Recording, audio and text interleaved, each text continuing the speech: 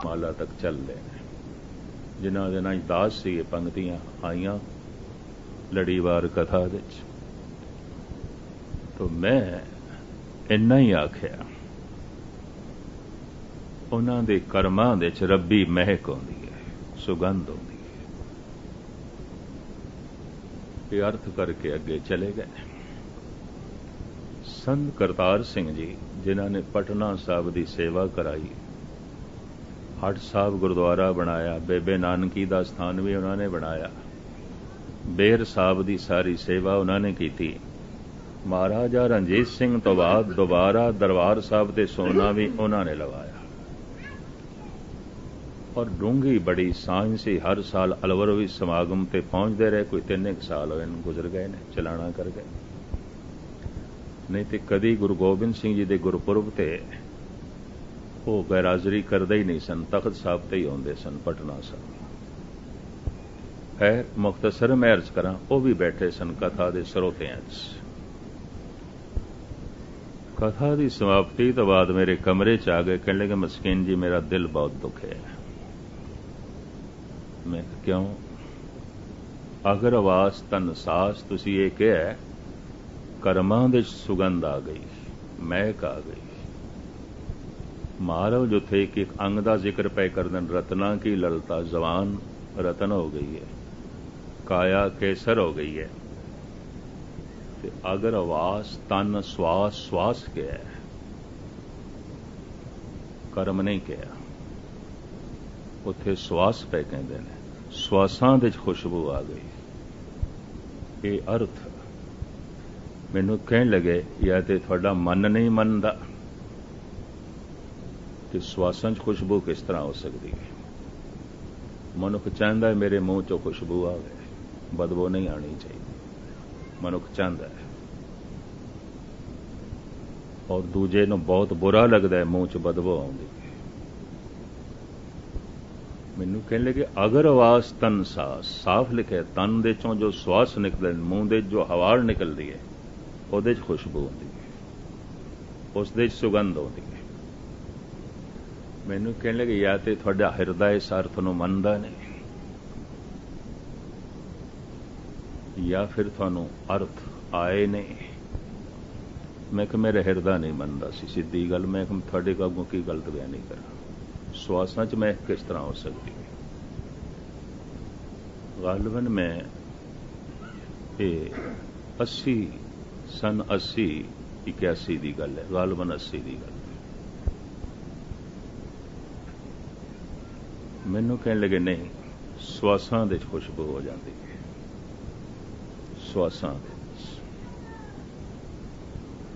मैं कहा आप कहंदे हो ते मन लेंदे। कहने लगे नहीं, इस तरह नहीं, मैं थानू एक अस्थान ते ले जाना है, वो दिखाना है, शायद प्रत्यक्ष प्रमाण नाल तुसी समझो। क्योंकि थां थां कहने तुसी कथा करनी है और कईयां ने सुनना है। हकीकत है, एक सच्चाई है, श्वासां च खुशबू हो जाती है।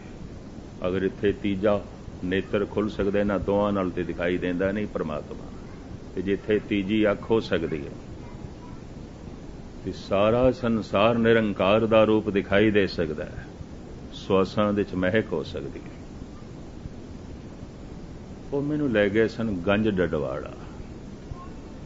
एक छोटा जिहा कस्बा है, कोई 40-50 हज़ार की आबादी का, और इस कस्बे का जिला है एटा, यूपी विच। शायद पता नहीं मैं आपनू ये घटना सरमन कराई है कि नहीं, क्योंकि भारत के सारे अखबारां च ये खबर छपी सी फ्रंट पेज पे। एक ब्रिटिश अखबार है जो किसी हद तक कम्युनिस्ट मनिया जाता है, करंजिया उसका एडिटर कम्युनिस्ट मनिया जाता है।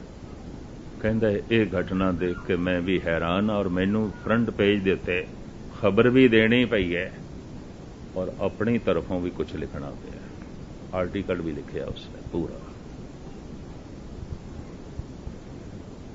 उत्थे एक है कोई 70 साल का बाबा गुरुद्वारे रहिंदा सी, छोटा जिहा गुरुद्वारा है, ते गालबन कोई 25-26 घर ने पिछों ਜ਼ਿਲ੍ਹਾ गुजरात जेलम ਦੇ ਨੇੜੇ गुजरात ਜ਼ਿਲ੍ਹਾ ਸੀ ਪਾਕਿਸਤਾਨ ਵਿੱਚ ਰਹਿ ਗਿਆ ਉਧਰ ਦੇ ਲੋਕ ਉਹਨਾਂ ਨੇ ਗੁਰਦੁਆਰਾ ਬਣਾਇਆ। ਇੱਕ ਬਾਬਾ ਉਸ ਗੁਰਦੁਆਰੇ 'ਚ ਰਹਿ ਰਿਹਾ ਸੀ 10-12 ਸਾਲ ਤੋਂ, ਨਾਂ ਟਿਕਾਣੇ ਦਾ ਕਿਸੇ ਨੂੰ ਨਹੀਂ ਪਤਾ, ਸਾਰੇ ਬਾਬਾ ਜੀ ਕਰਕੇ ਕਹਿੰਦੇ ਸੀ।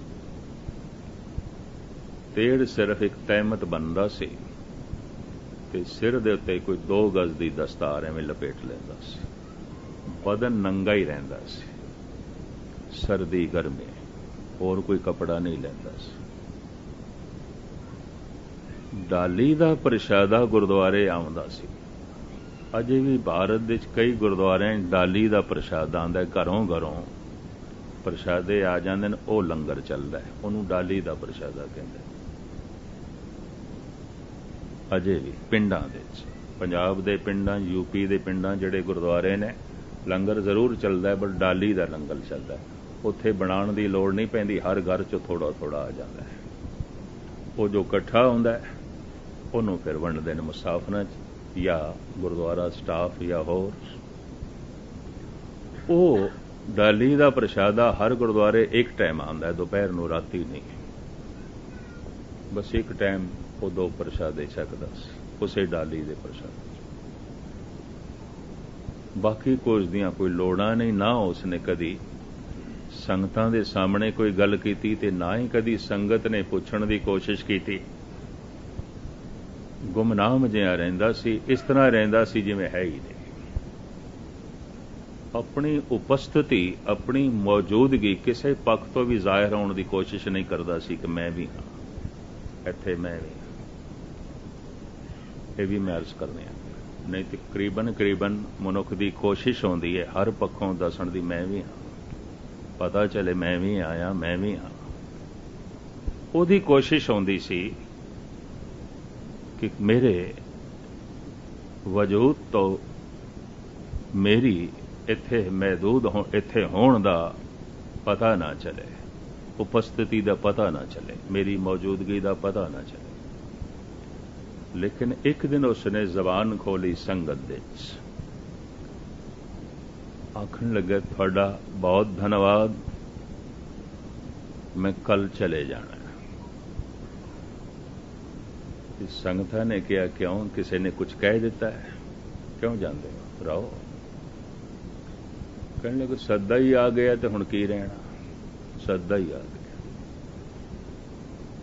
2-4 ਜਿਹੜੇ ਬਜ਼ੁਰਗ ਸਨ ਉਹਨਾਂ ਨੂੰ ਕੁਝ ਮਾੜੀ ਜਿਹਾ ਸਮਝ ਆਈ, ਕਹਿਣ ਲੱਗੇ ਚਲੇ ਜਾਣਾ, ਹਾਂ ਸੰਸਾਰ ਤੋਂ ਹੀ ਚਲੇ ਜਾਣਾ। ਤੇ ਫਿਰ ਸਾਰੇ ਮਿਲ ਕੇ ਕਹਿਣ ਲੱਗੇ ਮਹਾਰਾਜ ਫਿਰ ਤੁਹਾਡੀ ਦੇਹੀ ਦਾ ਦਾਹ ਸੰਸਕਾਰ ਕਰੀਏ ਕਿ ਜਲ ਪ੍ਰਵਾਹ ਕਰੀਏ। ਭਾਰਤ ਦੇ ਵਿੱਚ ਜਿਨ੍ਹਾਂ ਨੂੰ ਵਿਅੰਗਮ ਜਾਂ ਸੰਤ ਕਹਿੰਦੇ ਨੇ, ਪਾਣੀ ਦੇ ਡੋਬ ਦਿੰਦੇ ਨੇ। ਤੇ ਗੰਜ ਡੜਵਾੜੇ ਦੇ ਨੇੜੇ ਗੰਗਾ ਲੰਘਦੀ ਹੈ, ਵੀ ਆਖੋ ਤੇ ਉਹਦੇ 'ਚ ਪ੍ਰਵਾਹ ਕਰਦੇ ਹਾਂ, ਕਿਉਂਕਿ ਬਹੁਤੇ ਸੰਤਾਂ ਦੇ ਸਰੀਰਾਂ ਨੂੰ ਇਸ ਤਰ੍ਹਾਂ ਹੀ ਕਰਦੇ ਨੇ। ਦਾਹ ਸੰਸਕਾਰ ਕਰੀਏ ਕਿ ਜਲ ਪ੍ਰਵਾਹ ਕਰੀਏ, ਹੁਕਮ ਕਰੋ। ਕਹਿਣ ਲੱਗੇ ਨਾ ਦਾਹ ਸੰਸਕਾਰ ਕਰਨਾ ਹੈ ਨਾ ਜਲ ਪ੍ਰਵਾਹ ਕਰਨਾ ਹੈ, ਫਿਰ ਕੀ ਕਰਨਾ ਹੈ। ਅੰਦਰੋਂ ਸੋਚਿਆ ਸ਼ਾਇਦ ਕਹਿੰਦਾ ਹੋਵੇਗਾ ਕਬਰ ਬਣਾਓ। ਕਹਿਣ ਲੱਗਾ ਮੈਂ ਆਪਣਾ ਦਾਹ ਸੰਸਕਾਰ ਆਪ ਕਰਾਂਗਾ। तो पता है कस्बे 'ਚ चर्चा की फैल गई, कल खुदकशी करेगा, आत्म हत्या करेगा। कहता जो है मैं अपना दाह संस्कार आप करांगा। ते प्रबंधकां ने यह भी कोशिश की थी किधरे गुरुद्वारे ना करे, चिता बना के ते आप ही अपने आप नूं जलावे, ये काम किधरे गुरुद्वारे ना हो जाए। सवेरे सुखमनी साहब का पाठ होया, उत्थों दियां गुरुद्वारियां दी बहुत सारियां दी मर्यादावां सवेरे पाठ होंदा है। आसा दीवार दा कीर्तन होया, मिल के संगतां करदियां सन। अरदासे तो बाद सारियां नूं फतेह बुला के ना ते महाराज दे अगों लेट गया। बंदा सिर्फ तहमद सी, बदन सारा नंगा, नाभि दे चों अग निकली, उहदी नाफ दे विचों पढ़िया ते महसीस नूं योगा अगन कहंदे ने। कबीर ने भी जिक्र किया है, ब्रह्म अगन सहजे पर जाली, ਏਕੇ ਝੋਟ ਸਦਾਇਆ ਉੱਤਰਾਖੰਡ ਬਰਫਾਨੀ ਪਹਾੜਾਂ 'ਚ ਜਿਹੜੇ ਯੋਗੀ ਰਹਿੰਦੇ ਸਨ ਤੇ ਦੇਖ ਲੈਂਦੇ ਸਨ ਅੰਤਮ ਸਮਾਂ ਆਇਆ, ਇਸੇ ਹੀ ਅਗਨ ਨਾਲ ਆਪਣਾ ਦਾਹ ਸੰਸਕਾਰ ਕਰਦੇ ਸਨ। ਮੈਂ ਜੋ ਅਰਜ਼ ਕਰ ਰਿਹਾ ਅਤ ਕਥਨੀ ਨਹੀਂ, ਹਜ਼ਾਰਾਂ ਸਾਲ ਪੁਰਾਣੀ ਘਟਨਾ ਵੀ ਨਹੀਂ ਹੈ, ਇਹ ਹੁਣੇ ਹੀ ਹੋਇਆ 80-81 ਦੀ ਘਟਨਾ ਹੈ। ਭਾਰਤ ਦੇ ਸਾਰੇ ਪੇਪਰਾਂ ਨੇ ਛਾਪੀ ਔਰ ਫਰੰਟ ਪੇਜ ਤੇ ਛਾਪੀ, ਤਸਵੀਰਾਂ ਦੇ ਨਾਲ ਛਾਪੀ। ਖੁਦਕਸ਼ੀ ਕਰੇਗਾ ਤਾਂ ਕਰੀਬਨ ਸਾਰੀ ਸੰਗਤ ਵੀ ਇਕੱਠੀ ਸੀ और हिंदू वीर भी आ गए ਤੇ ਕਿਤੇ ਖੁਦਕਸ਼ੀ ਕਰੇਗਾ। ਪੁਲਿਸ ਵੀ ਪਹੁੰਚੀ ਸੀ। ਇਹ ਵੀ ਮੈਂ ਅਰਜ਼ ਕਰਾਂ, ਇੱਕ ਫੋਟੋਗ੍ਰਾਫਰ ਰੱਬ ਦੇ ਨੇ ਨਾਲ ਹੀ ਉਸਦੀ ਦੁਕਾਨ ਸੀ ਤਮਾਸ਼ਬੀਨ ਦੀ ਤਰ੍ਹਾਂ, ਉਹ ਵੀ ਆ ਸਾਰਿਆਂ ਦੇ ਸਾਹਮਣੇ ਕ੍ਰਿਸ਼ਮਾ ਨੂੰ ਲੱਕੜਾਂ ਇਕੱਠੀਆਂ ਕਰੇ ਤੇ ਰੋਕੇ ਕੋਈ ਨਾਭੀ ਚੋਂ ਅੱਗ ਨਿਕਲੀ और चारों पासे सुगंध फैल गई, खुशबू, अजीबो गरीब खुशबू। और उस अग दा प्रकाश भी अजीबो गरीब, यानी चानना इस तरह जिवें दुध दा रंग होंदा ना चिट्टा, इस रंग दा चानना, दूधिया चानना उस अग्नि दा। सारा शरीर जल गया, राख भी कोई नहीं, सारा शरीर जल गया, थल्ले दा कारपेट नहीं जले, उसे तरह। ये हुण दी घटना, थोड़े चिर में वो खुशबू कोई 3-4 महीने उस स्थान दे च रही है। ते मैनू संत करतार सिंह लै गए, कोई 13-14 दिन हो गए सन। कहने लगे सूंघो कि कोई सेंट नहीं छिड़किया गया, इत्थे कोई फुल नहीं है, इत्थे कोई अतर नहीं छिड़किया गया, आले दुआले कोई अतर फिरोश नहीं है, किसी दुकान ते अतर नहीं बिकता, कोई सेंट नहीं बिकता। ऐ वेख है की है। इस हादसे दा मैं अखबारां थोड़ा जिहा पढ़िया सी और अपनी तर्क बुद्धि करके पढ़ के भी एक पासे सुट दिता सी, चलो हो गई होनी कोई गल। कहने लगे खुशबू की है, किसी का अतर छिड़के होया नहीं है इत्थे, ये की है? मैं किसी का अतर छिड़के होया भी नहीं है, आले दुआले इस तरह के होर कोई साधन भी नहीं, तो एक फिर रब्बी खेड है। कहने लगे हाँ, उसके श्वासां जो खुशबू सी वो पुरुष ही ऐसा सी। कहने लगे मैं आउंदा रहा, उहदे कोल मैं बैठदा सी, मैनू सुगंध आउंदी सी, मैनू महक आउंदी सी, कदी उसने सेंट नहीं लाया, कोई अतर नहीं लाता सी, खुशबू आउंदी सी, महक आउंदी सी। ये संत करतार सिंह ने मैनू दस्सिया।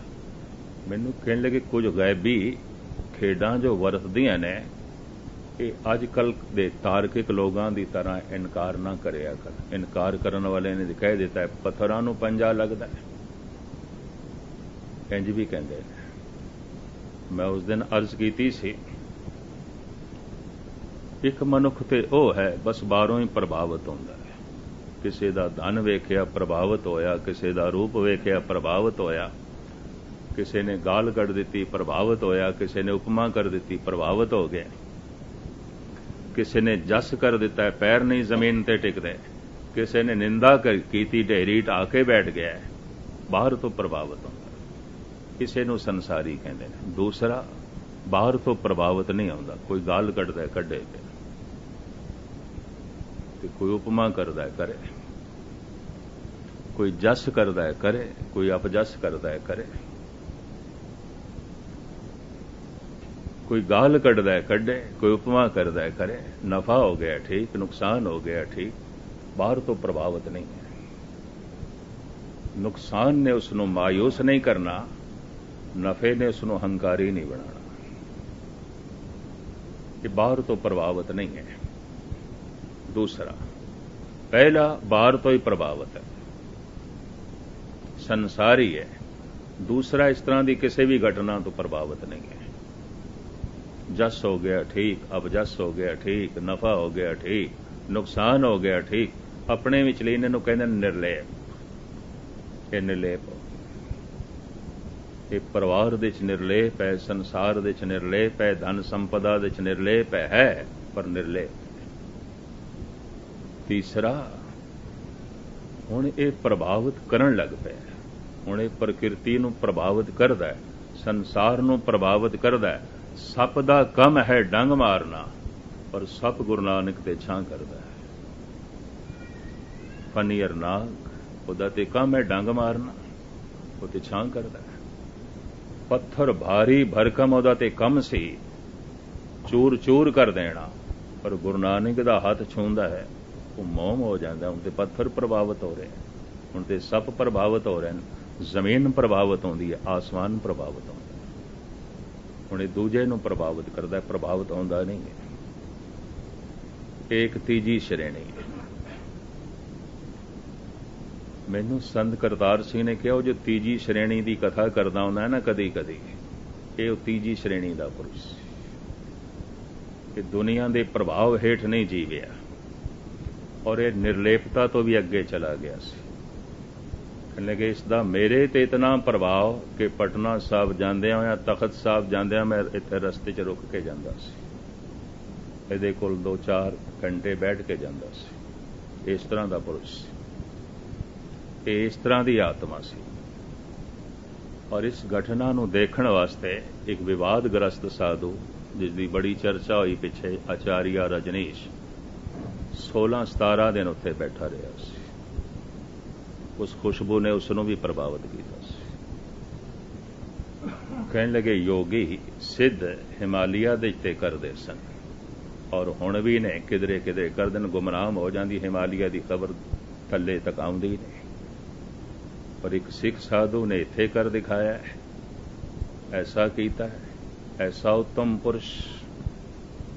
ਇਹ ਉਚੇਚਾ ਉਸ ਸਥਾਨ ਦੇ ਦਰਸ਼ਨ ਕਰਨ ਆਇਆ ਸੀ, ਔਰ ਆਪਣੀਆਂ ਕਥਾਵਾਂ 'ਚੋਂ ਜ਼ਿਕਰ ਕਰਦਾ ਸੀ। ਜਗ੍ਹਾ ਜਗ੍ਹਾ ਕਥਾ ਕਰਨ ਦੇ ਇਸ ਜਗ੍ਹਾ ਦਾ ਉਹ ਜ਼ਿਕਰ ਕਰਦਾ ਸੀ। ਗੰਜ ਡਡਵਾੜਾ ਉਸ ਕਸਬੇ ਦਾ ਨਾਂ ਹੈ, ਗੰਜ ਡਡਵਾੜਾ। ਕਾਸਗੰਜ ਤੇ ਇਟਾਵੇ ਦੇ ਏਟਾ ਦੇ ਕੋਲ, ਇਟਾਵਾ ਨਹੀਂ ਏਟਾ, ਜ਼ਿਲ੍ਹਾ ਏਟਾ।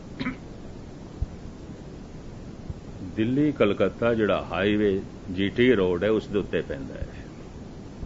ਇਹ ਰੋਡ ਹਾਈਵੇ, ਇਹ ਜੀਟੀ ਏਟਾ ਤੋਂ ਲੰਘ ਕੇ ਜਾਂਦਾ ਹੈ, ਗੰਜ ਡਡਵਾੜੇ ਤੋਂ ਲੰਘ ਕੇ ਜਾਂਦਾ ਹੈ। ਰੇਲਵੇ ਲਾਈਨ ਦੇ ਉੱਤੇ ਗੰਜ ਡਡਵਾੜਾ ਨਹੀਂ ਹੈ, ਪਰ ਇਹ ਜੀਟੀ ਰੋਡ ਦੇ ਉੱਤੇ ਇੱਕ ਕਸਬਾ ਹੈ। ਇੱਥੇ ਜੋ ਹੈ ਇਹ ਘਟਨਾ ਘਟੀ। ਫਿਰ ਮੈਨੂੰ ਕੁਝ ਦਿਨ ਉੱਥੇ ਕਥਾ ਕਰਨ ਨੂੰ ਵੀ ਮਿਲਿਆ, ਔਰ ਮੇਰੀ ਆਪਣੀ ਜ਼ਿੰਦਗੀ ਦਾ ਤਜਰਬਾ ਹੈ, ਕਥਾ ਕਰਨ ਦਾ ਮੈਨੂੰ ਉੱਥੇ ਸਵਾਦ ਆਇਆ। ਮੈਨੂੰ ਇੰਝ ਲੱਗਿਆ ਜਿਵੇਂ ਕਥਾ ਬੰਦ ਗਈ ਹੈ। ਫਿਰ ਮੈਨੂੰ ਬਾਬੇ ਬਲਵੰਤ ਸਿੰਘ ਦੇ ਬੋਲ ਯਾਦ ਆਏ, ਕਿਸੇ ਕਿਸੇ ਦਿਨ ਕਥਾ ਹੋ ਜਾਂਦੀ ਹੈ, ਕਿਸੇ ਦਿਨ ਕਰਨੀ ਪੈਂਦੀ ਹੈ। ਜਦ ਕਰਨੀ ਪੈਂਦੀ ਹੈ ਤੇ ਖਪਣਾ ਹੀ ਪੈਂਦਾ, ਔਰ ਕੁਛ ਨਹੀਂ। ਔਰ ਫਿਰ ਤੇ ਉਹਨਾਂ ਨੇ ਇਤਨਾ ਖੁਲਾਸਾ ਕੀਤਾ, ਕਿਸੇ ਕਿਸੇ ਦਿਨ ਪਾਠ ਹੋ ਜਾਂਦਾ ਹੈ, ਕਿਸੇ ਕਿਸੇ ਦਿਨ ਕਰਨਾ ਪੈਂਦਾ, ਉਹ ਜੋ ਕਰਨਾ ਪੈਂਦਾ ਉਹ ਤੇ ਖਪਣਾ ਹੀ ਹੈ, ਕੁਛ ਵੀ ਨਹੀਂ। ਕਿਸੇ ਕਿਸੇ ਦਿਨ ਨਿਤਨੇਮ ਹੋ ਜਾਂਦਾ ਹੈ, ਕਿਸੇ ਦਿਨ ਕਰਨਾ ਪੈਂਦਾ, ਉਹ ਜਿਹੜਾ ਕਰਨਾ ਪੈਂਦਾ ਉਹ ਨਿਤਨੇਮ ਖਪਣਾ ਹੀ ਹੈ, ਕੁਛ ਵੀ ਨਹੀਂ। ਉਦੋਂ ਤੇ ਗੱਲ ਸਮਝ 'ਚ ਨਹੀਂ ਆਈ ਸੀ, ਉਸ ਦਿਨ ਮੈਨੂੰ ਸਮਝ 'ਚ ਆਈ। ਵਾਕਈ ਕਿਸੇ ਦਿਨ ਹੋ ਜਾਂਦਾ ਹੈ, ਜੋ ਹੋ ਜਾਂਦਾ ਉਸ ਦੀ ਬਖਸ਼ਿਸ਼ ਹੈ, ਜੋ ਕਰਨਾ ਪੈ ਜਾਂਦਾ ਆਪਣਾ ਖਪਣਾ ਹੀ, ਔਰ ਕੁਛ ਵੀ ਨਹੀਂ। ਜੋ ਹੋ ਜਾਂਦਾ ਉਸ ਦੀ ਰਹਿਮਤ ਹੈ, ਉਹਦੀ ਬਖਸ਼ਿਸ਼ ਹੈ, ਤੋ ਪ੍ਰਸਾਦ ਹੈ, ਤੇਰੀ ਕਿਰਪਾ ਹੈ, ਤੇਰੀ ਰਹਿਮਤ ਹੈ। ਔਰ ਜੋ ਕਰਨਾ ਪੈਂਦਾ ਹੈ